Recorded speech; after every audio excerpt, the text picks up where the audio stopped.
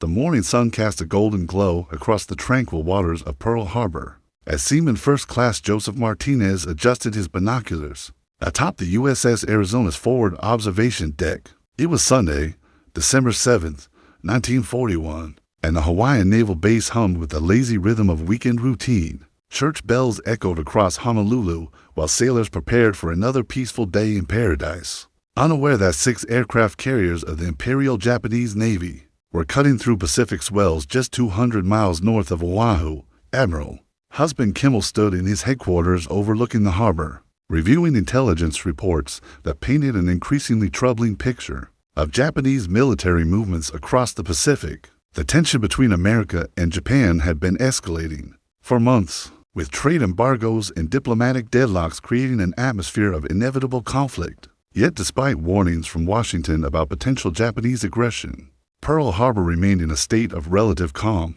its defenses configured more against sabotage than aerial assault. Commander Mitsuo Fukuda circled his Nakajima B-5 NK bomber in the pre-dawn darkness, leading the first wave of 183 aircraft toward their target. The meticulous planning of Admiral Isoroku Yamamoto's surprise attack was about to unfold with devastating precision. Fukuda's heart pounded as he checked his watch. 0 approached with each passing mile. Over the Pacific's dark waters below in Pearl Harbor, the battleships of the Pacific Fleet lay moored along battleship row like sleeping giants. The USS Oklahoma, USS West Virginia, USS California, USS Nevada, USS Tennessee, USS Maryland, USS Pennsylvania, and the proud flagship USS Arizona formed an impressive display of American naval might. These vessels, representing decades of naval engineering and the hopes of a nation still clinging to neutrality, would soon become symbols of America's most devastating military surprise. This historical context references the comprehensive accounts documented in Gordon Prange's At Dawn We Slept, The Untold Story of Pearl Harbor, which remains one of the definitive works on the attack's planning and execution. Lieutenant Commander Logan Ramsey was among the first to spot the approaching danger from Ford Island's Naval Air Station. He watched what initially appeared to be a routine training exercise. The silhouettes of aircraft approaching from the north seemed familiar, until the distinctive red circles of the Japanese rising sun became visible on their wings. His blood ran cold as realization struck this was no drill. The Japanese strike force had achieved complete tactical surprise. Radio intercepts and intelligence warnings had failed to prevent what military historians would later call one of the most successful surprise attacks in naval warfare history. The careful positioning of Japanese submarines around the harbor's entrance, the precise timing of the aerial assault, and the deliberate choice of a Sunday morning when defenses would be at their most relaxed, all combined to create the perfect conditions for catastrophe. As the first Japanese aircraft began their descent toward the unsuspecting naval base, sailors across Pearl Harbor were beginning their morning routines. Some attended church services, others wrote letters home, and many simply enjoyed the peaceful Hawaiian morning. Within minutes, their world would transform from tranquil paradise to hellish battlefield, and America would be thrust into the global conflict that would define the 20th century. At exactly 7:55 in the morning, Commander Fukuda's voice crackled across Japanese radio frequencies with the code words that would echo through history. Tora, Tora, Tora. The message confirmed to Admiral Chuichi Nagumo aboard the carrier Akagi that complete surprise had been achieved. Within seconds, the peaceful morning air above Pearl Harbor filled with the thunderous roar of Mitsubishi A-6M0 fighters, Aichi D-3A Val dive bombers, and Nakajima B-5 NK torpedo bombers. Seaman Martinez dropped his binoculars in shock as the first explosions erupted across Ford Island. The Naval Air Station's aircraft, lined up wingtip to prevent sabotage, became perfect targets for the strafing Japanese fighters. Flames and smoke billowed skyward as fuel tanks exploded and ammunition depots detonated in spectacular fireballs that could be seen for miles across the island. The USS Arizona bore the brunt of the initial assault as Lieutenant Commander Ramsey's worst fears materialized before his eyes. A modified 16-inch armor-piercing shell, converted into a devastating bomb, struck the battleship's forward magazine with catastrophic results. The massive explosion lifted the 32,000-ton vessel partially out of the water before settling back with a tremendous crash that shattered windows across the harbor. Captain Franklin Van Valkenburg, and Admiral Isaac Kidd perished instantly in Arizona's destruction, along with over 1,000 sailors and Marines. The ship's forward superstructure collapsed into twisted metal, while oil fires spread across the water's surface, creating a scene that would haunt survivors for the rest of their lives. Black smoke rose nearly 20,000 feet into the tropical sky, visible from every corner of Oahu simultaneously.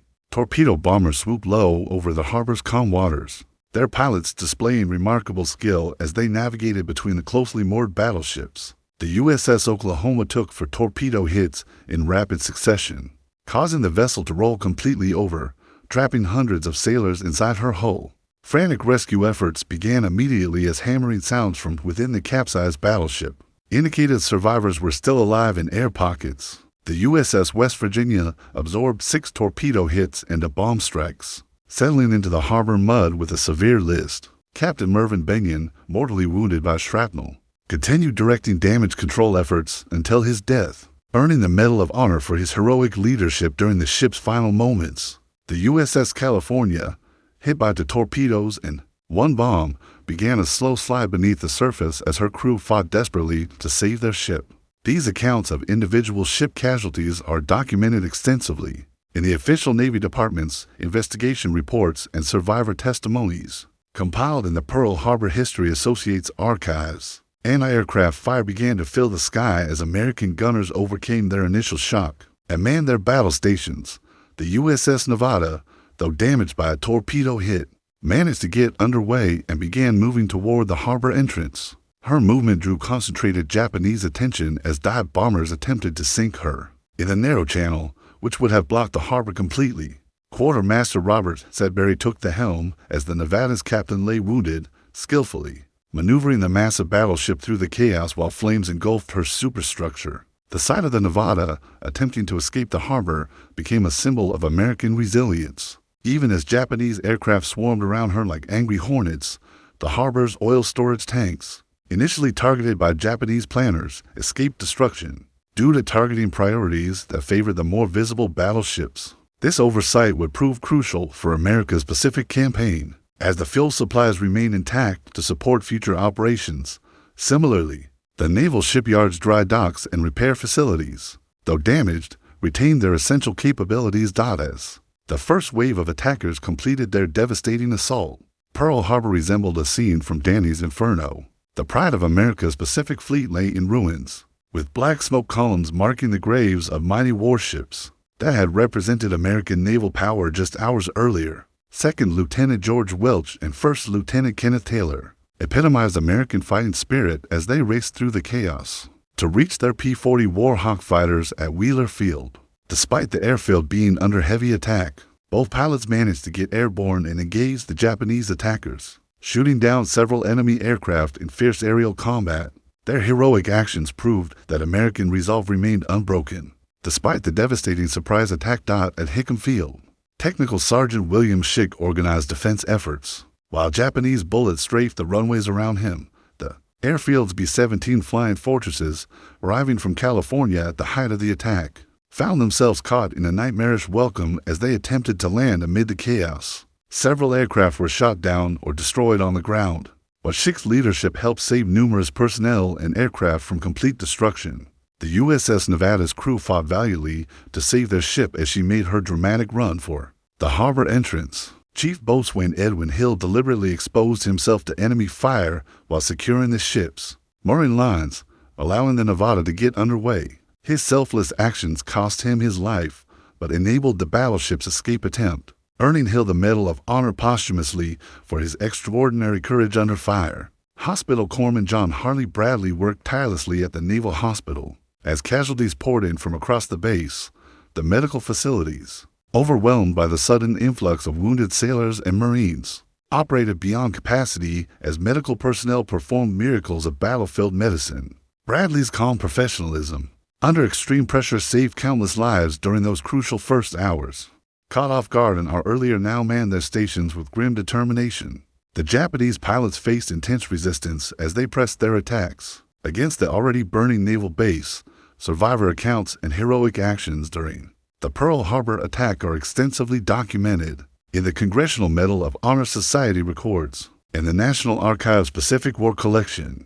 Pharmacist Mate First Class John Philip Lynch worked courageously aboard the burning USS California, treating wounded shipmates while the battleship slowly settled into the harbor mud. Despite being wounded himself, Lynch continued his medical duties until he collapsed from smoke inhalation. His dedication to saving others exemplified the selfless heroism displayed throughout Pearl Harbor. During those dark hours, the dry dock facilities became scenes of incredible heroism as civilian workers joined military personnel in damage control efforts. Joseph George, a civilian crane operator, remained at his post despite Japanese strafing attacks, using his equipment to move critical supplies and assist in rescue operations. His actions demonstrated that the attack had united all Americans, military and civilian alike, in common cause. Marine Private First Class James Ward manned an anti-aircraft gun position. Despite being severely wounded by bomb fragments, his accurate shooting helped bring down several Japanese aircraft before he finally succumbed to his injuries. Ward's determination to continue fighting while mortally wounded inspired his fellow Marines and became legendary among Pearl Harbor survivors. Commander Casson Young aboard the USS Vestal displayed remarkable seamanship as he maneuvered the repair ship away from the burning Arizona, preventing further damage to both vessels. Despite being wounded and his ship being heavily damaged, Young's quick thinking and decisive action saved numerous lives and preserved valuable naval assets. During the chaotic first hour of the attack, the Japanese pilots, despite achieving tactical surprise, began encountering fierce resistance as American forces recovered from their initial shock. Many enemy aircraft returned to their carriers with battle damage, and several pilots reported that American defensive fire had become increasingly accurate and deadly as the attack progressed. The tide was beginning to turn as American fighting spirit reasserted itself. By 10 o'clock in the morning, the last Japanese aircraft disappeared into the Pacific sky, leaving behind a scene of unprecedented destruction at America's premier naval installation. The attack had lasted less than 2 hours, but its impact would reverberate through history for generations. Admiral Kimmel surveyed the devastation from his headquarters, knowing that his military career was effectively over while America faced its greatest crisis since the Civil War. The human cost of the attack was staggering and immediate. 2,403 Americans lay dead, with over 1,000 wounded requiring immediate medical attention. The USS Arizona alone accounted for 1,177 casualties, making her loss the single greatest naval disaster in American history. Entire families would never see their sons, fathers, and brothers return from what had begun as a peaceful Sunday morning in paradise. The material damage was equally catastrophic. For America's Pacific strategy, for battleships lay sunk or sinking in the harbor's shallow waters, while for others suffered varying degrees of damage. The USS Arizona and USS Oklahoma were total losses, their hulks serving as permanent memorials to the day's tragedy.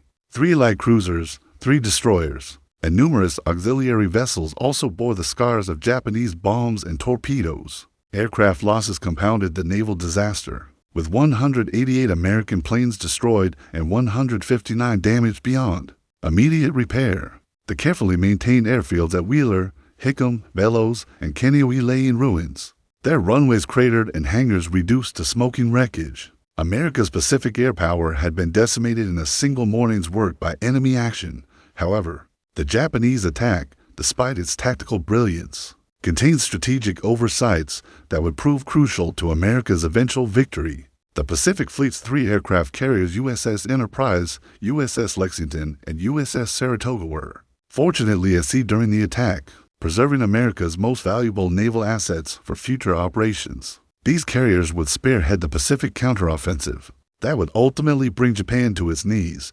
The fuel storage facilities at Pearl Harbor, containing millions of gallons of precious petroleum products, escaped destruction despite being clearly visible targets.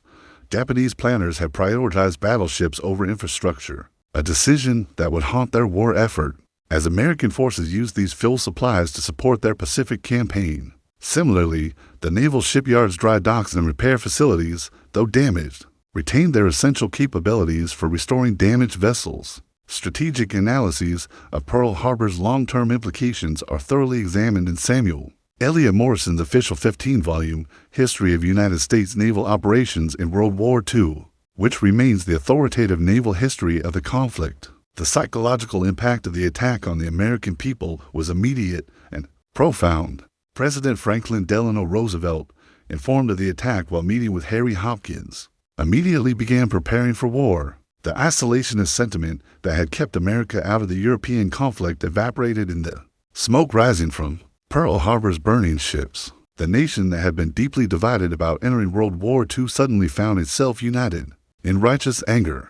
Radio broadcasts carried news of the attack across the American mainland, where citizens gathered around their receivers in shocked disbelief. The legendary CBS correspondent Edward R. Murrow would later describe the attack as the moment America lost its innocence, transforming from a reluctant observer of global conflict into an active participant in the struggle against fascism. Japanese losses during the attack were remarkably light considering the massive damage inflicted. 29 aircraft failed to return to their carriers, with 55 aircrew killed or missing. 5 midget submarines were lost attempting to penetrate Pearl Harbor's defenses. Though their contribution to the attack's success was minimal, Admiral Nagumo's strike force had achieved one of the most lopsided victories in naval warfare history. The attack's timing was deliberately calculated to occur before any formal declaration of war, ensuring maximum surprise, but also guaranteeing that Japan would be branded as treacherous aggressors in American public opinion. This sneak attack characterization would fuel American war determination for the next 4 years, providing the emotional foundation for total war against the Japanese Empire. As rescue crews worked through the night to save trapped survivors and fight the fires still burning across the base, America prepared for a conflict that would test every aspect of national character and industrial capability. President Roosevelt's address to Congress on December 8, 1941, transformed the Pearl Harbor attack from a military disaster into a rallying cry for American democracy, standing before a joint session of Congress. His voice carried across radio waves to millions of Americans as he declared December 7th, a date which will live in infamy. The president's words crystallized the nation's anger and determination, uniting a previously divided country behind the cause of victory. The immediate aftermath of the attack saw a remarkable transformation in American society and industry. Young men lined up at recruiting stations across the nation, overwhelming military processing centers with volunteers eager to avenge Pearl Harbor. The isolationist America First movement collapsed overnight as former opponents of intervention now demanded immediate action against Japan. The attack had accomplished what months of political debate could not complete: American commitment to global warfare. Industrial mobilization began within hours of the attack, as factories across America prepared to convert from civilian to military production. The arsenal of democracy that Roosevelt had envisioned suddenly became reality as automobile plants prepared to manufacture tanks, aircraft factories expanded their capacity, and shipyards planned the massive construction program that would eventually produce the largest navy in world history. The psychological impact on Japan's strategic position was equally profound, but in the opposite direction. Admiral Yamamoto, architect of the Pearl Harbor Plan, privately expressed concern that the attack had awakened a sleeping giant and filled him with a terrible resolve. His fears proved prophetic, as America's industrial and military potential, once fully mobilized, would ultimately overwhelm Japanese capabilities across the Pacific. Intelligence failures that enabled the Pearl Harbor surprise became subjects of intense investigation and recrimination. Multiple warning signs had been ignored or misinterpreted, from diplomatic intelligence indicating Japanese preparations for war to radar contacts that detected the approaching attack formation. The breakdown in communication between Washington and Hawaiian commanders would lead to major reforms in American intelligence operations. General Walter Short and Admiral Kimmel bore the immediate blame for Pearl Harbor's unpreparedness, though historians would later reveal that responsibility extended far beyond the Hawaiian command. Both officers were relieved of duty and subjected to intense scrutiny that effectively ended their military careers. The scapegoating of these commanders became controversial, as classified information revealed the complexity of intelligence failures at multiple levels. The investigation into Pearl Harbor's intelligence failures spans multiple congressional inquiries and military tribunals, with comprehensive findings detailed in the Joint Committee on the Investigation of the Pearl Harbor Attacks Final Report, published in 1946. Recovery operations at Pearl Harbor began immediately as salvage crews worked to refloat damaged vessels and restore the base's operational capabilities. The USS Nevada, California, and West Virginia would eventually be raised, repaired, and returned to active service, participating in the final assault on Japan itself. These resurrections became powerful symbols of American resilience and industrial capability. The USS Arizona's destruction created an immediate icon of American sacrifice and determination. The battleship's submerged hull, with over 1,000 sailors still entombed within, became a sacred site that would eventually house a national memorial. Oil still seeping from the wreck was dubbed Arizona's Tears, a perpetual reminder of the price paid for America's entry into World War II. Civilian reaction to Pearl Harbor united Americans across racial, economic, and political lines in unprecedented fashion. However, this unity also enabled the tragic internment of Japanese Americans, as fear and prejudice overcame constitutional principles. The contradiction between fighting for freedom abroad while denying it at home would become one of World War II's most shameful chapters in American history. The strategic consequences of Pearl Harbor extended far beyond the immediate military damage. Japan's decision to attack America brought the world's largest industrial power into active alliance with Britain and the Soviet Union, creating the Grand Alliance that would ultimately defeat the Axis powers. What seemed like a brilliant tactical victory for Japan actually sealed the empire's ultimate doom. International reaction to Pearl Harbor was swift and decisive. Britain immediately declared war on Japan, followed by other Commonwealth nations and allies. The attack transformed a regional Asian conflict into a truly global war, with battlefields spanning from the Arctic Ocean to the South Pacific. America's entry guaranteed that the conflict would be fought with unprecedented industrial and technological resources. The echoes of Pearl Harbor's guns had barely faded when America began the greatest military mobilization in human history. Within 6 months of the attack, American shipyards launched their first vessels specifically designed to avenge December 7th. The Essex-class aircraft carriers, Independence-class light carriers, and thousands of destroyer escorts, landing craft, and support vessels that would carry American forces across the Pacific, all traced their origins to the rage and determination born in Pearl Harbor's flames. Admiral Chester William Nimitz assumed command of the Pacific Fleet with explicit orders to rebuild American naval supremacy from the ashes of Battleship Row. His appointment marked the beginning of a strategic revolution that would transform naval warfare forever. The battleship-centered fleet that Japan had destroyed at Pearl Harbor would be replaced by carrier task forces capable of projecting power across thousands of miles of ocean. The Doolittle raid of April 18, 1942, directly answered Pearl Harbor's challenge when 16 B-25 Mitchell bombers launched from the USS Hornet struck Tokyo and other Japanese cities. While the raid's material damage was minimal, its psychological impact was enormous, proving that America could reach Japan itself and beginning the strategic bombing campaign that would eventually devastate Japanese industrial capacity. The Battle of the Coral Sea in May 1940 to mark the first naval engagement in history, fought entirely by aircraft carriers, validating the strategic shift that Pearl Harbor had necessitated. American naval aviation, rebuilt from Pearl Harbor's ruins, began demonstrating the tactical superiority that would characterize Pacific operations. For the remainder of the war, Midway's decisive victory on June 4 through 6, 1942, exactly 6 months after Pearl Harbor, effectively ended Japanese naval supremacy in the Pacific. The destruction of four Japanese aircraft carriers and their irreplaceable veteran air crews marked the turning point from which Japan never recovered. Admiral Nimitz's forces had transformed from Pearl Harbor's victims into Pacific victors in just half a year. The industrial miracle that Pearl Harbor unleashed transformed American society permanently. Women entered the workforce in unprecedented numbers. Racial barriers began breaking down under wartime necessity, and technological innovation accelerated dramatically. The atomic weapons that would end the Pacific War traced their development to programs initiated in Pearl Harbor's immediate aftermath. Guadalcanal's brutal campaign beginning in August 1940 demonstrated American determination to fight Japan wherever necessary, regardless of cost. The Marine and Army forces that stormed Japanese-held beaches across the Pacific carried with them the memory of Pearl Harbor's dead, transforming grief into the driving force for total victory over the Japanese Empire. The comprehensive transformation of American military doctrine following Pearl Harbor is extensively documented in the Army's official Green Book series and the Navy's Bureau of Naval Personnel Training publications from the war period.